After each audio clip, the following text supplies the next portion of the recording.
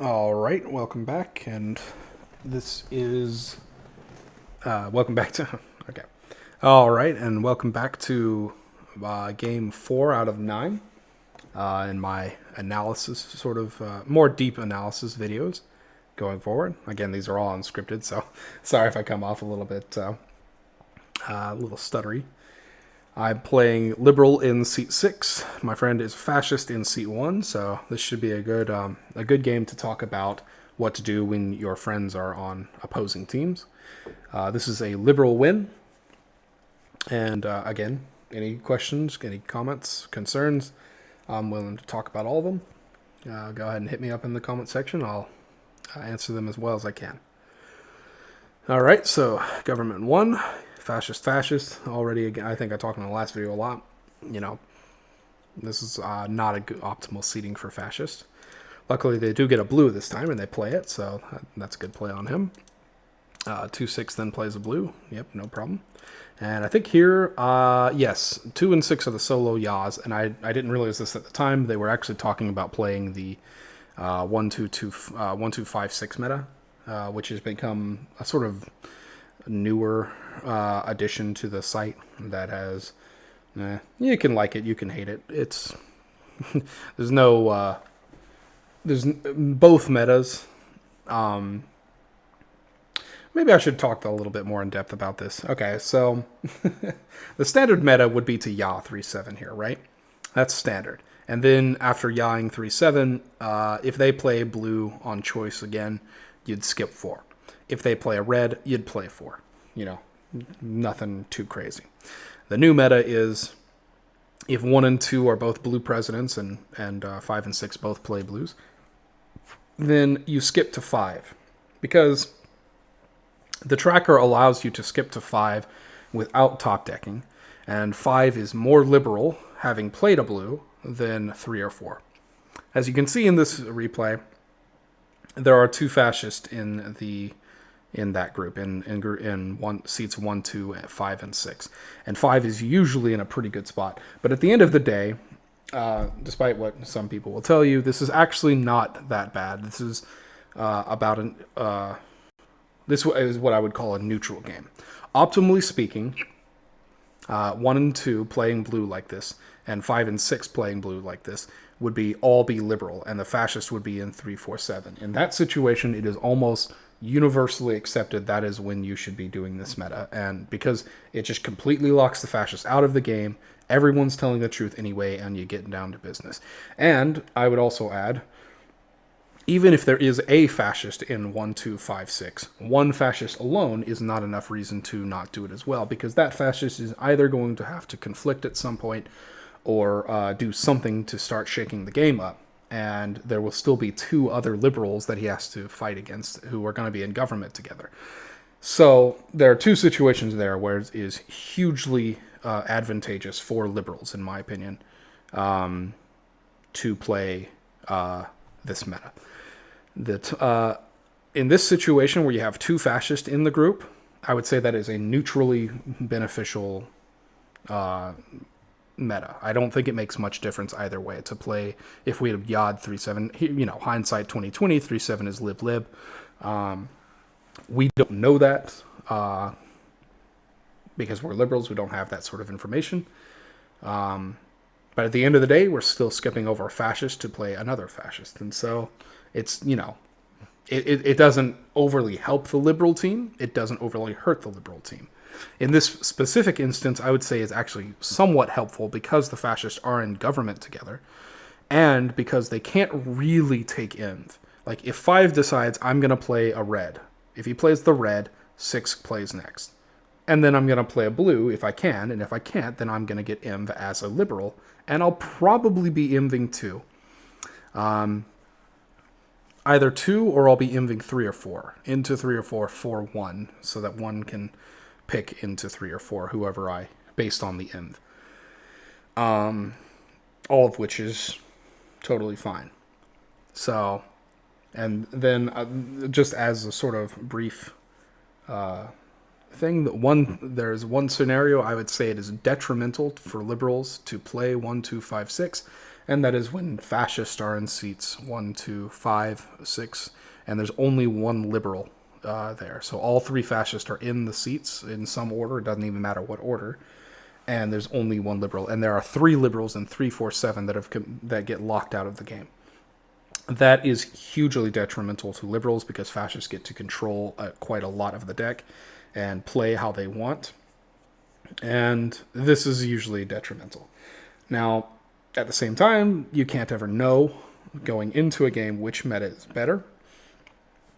And the problem is that in the standard meta, there are also fascist seedings that are positive for liberals and negative for liberals. And so one instance would be, let's say 1, 2, and 3 are all fascist, for instance. That is a hugely detrimental situation for the liberals to play 1, 2, 3 standard, even though it's going to get played, because the fascists get to control the deck right off the bat, and they can make it 2 Hitler zone in many cases without any liberal say-so. They're going to look terrible, but at the end of the day, so are the liberals, because the liberals are going to either be in conflict, or they're going to be investigated fascist, or they're going to be red chancellors. The only detrimental thing for fascists in that situation is that a liberal will likely get the SC. So, anyway, I didn't realize this at the time. I yawed. It was a mistake. Normally, I would be totally fine with 90-5. 2 was a newer player, and I think he was unfamiliar with the meta. And a lot of the people who are newer to the game kind of, they're taught, you yaw, and you yaw things early on, and then you start thinking about things as the mid-game starts happening. And the mid-game starts about, I would say, the 2nd fascist policy, or the 3rd. So anyway, 5-1 plays. He gets a blue. He decides to discard it and play red, red, red. So here again, I just like to point out, this is positive for liberals because the fascists have just shaded themselves, and it's a fash gov. And what did they get out of it? They didn't get invest. They just got 1 red, and that's not enough to really put pressure on liberals yet. So then I get a blue. This is ultimately beneficial. I wonder if we're playing 1 here. So 1 is in the position where he could have gotten Yod, but he decided to 9 himself, and that's a mistake. Every one of his fascist Yod with him, and he's fascist, and he should want his own gov, and he got a liberal to Yod. Now, again, I don't remember the conversations leading up to this vote, or what was going on, but he had the votes, and he just didn't realize it. And you should always be yawing yourself in Gov. There's really not a reason not to, because you know your own role. So anyway, obviously I 9 because 2 has been playing with me, and he's been playing blues, and I trust him more than I trust 1. So 2 then picks 1, kind of a detrimental pick for liberals. He then conflicts. And, oh yeah, okay, so I just want to talk about... I remember now, 2 was a new player, and he was brand new. I think he had 2 or 3 games on his account when he played this game, and so we were trying to guide him and such. And it was kind of annoying because my friend was also fascist, and I was liberal with the new player, and that's always detrimental when your team is less experienced. But it was a fun game anyway. So this is actually a really good play. After he gets conflicted on him like this. I gotta say, I think my friend is making a mistake here. A newer player like this is not going to conflict on him. They're not going to make plays like that this early on.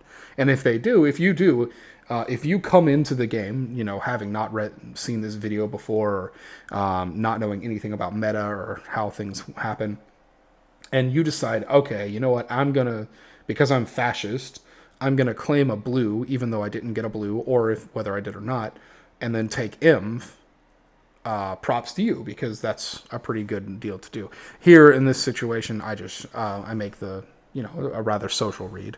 I would not, on a higher level player, I would not make this read, that 2 is liberal, because 2 would not conflict as a new player. And so, it's ultimately detrimental to the fascist team that he does this. And we also make the correct Inv.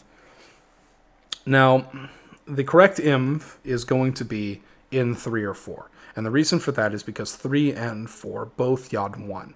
It's really annoying to me that the liberal in 3 and 4 also yawed 1. Now that I know that 1 is very likely a fascist, because 1 had the votes to get his own gov and he turned it down. And that would look good in a normal game for him, for his case, that he's not a fascist. It looks a lot like 2 is a fascist who's picked out a liberal an easy liberal to conflict. But because I know, 1 is likely a fascist, the fact that the liberal in 3-4 also yawed, it means that we basically have a 50-50 shot. If it had been that 4 had yawed and 3 had 9'd, I would be like, yeah, you just need to investigate 3, because 3 9'd 1, and that's the correct thing to do from my perspective in C6. So he ends up investigating 3 either way, and that's really good for us because he's liberal, and I am totally willing to believe that. He plays a blue as well, and it gets to my gov. I picked 7. I believe I remember 7 was trying to be very controlling this game, and he was, I think he had some sort of read, and it was wrong. I forget what it was. He was probably reading that I was fascist or something, but I was sitting here, I'm sitting here in C6 as a liberal wondering what your plan is if I'm fascist. 5 is the solo 9. I'm pretty sure we get a blue here, yeah, and we just win the game outright. So a lot of talk about the sort of metas and the difference between the metas. There are more mathematical things that you can delve into. I just kind of talked surface level stuff on what my opinions are, I guess, on the metas. And so not much more else to talk to. It's unfortunate for me because I didn't really have to play against my teammate. What I will say is that I think, 1, obviously, my friend should have yawed his own gov. Getting into gov as a fascist is always beneficial, especially if your own fascists are going to yaw anyway. And I'm not sure there's much else that fascists could have done to win this game. They got extremely unlucky on deck luck. And liberals all got blues when they needed to. And that's all there really is. So without further ado, I'll be moving on to the next video.